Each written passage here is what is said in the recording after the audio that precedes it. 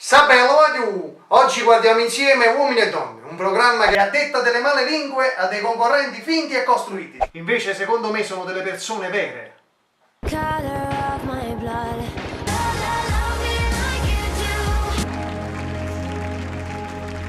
già i granchi.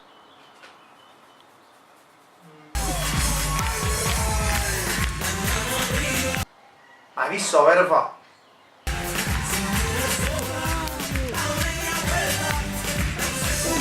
Sta bene, ma che sei affittato con bette calce e sta facendo riscaldamento? Vai con calma, non passa, vai!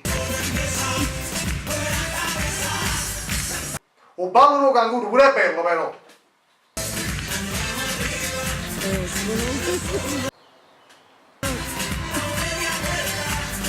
Maria, qua ci sta poca ridere, qua ci sta la chiagnata. Tanta roba, tanta roba. Oh, a ciabacchista!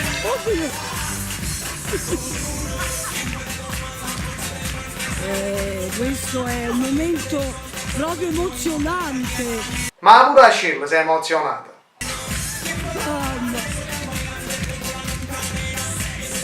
Sì, però io vedo la cravatta veloce perché mi sta per agosto che i parenti.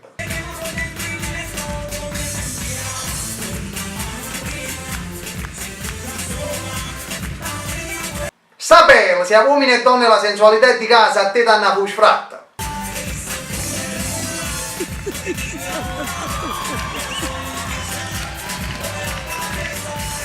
I camisi in studio si ettana. Maria, e non ridere, tu sei una kiss.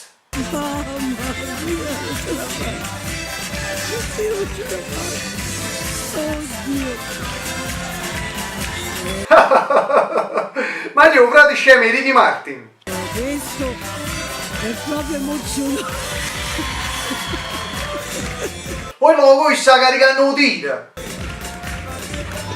Sapello, ormai sai quando a boccia. No, ma ottieni qualcosa di Ricky Martin. E i calzettini.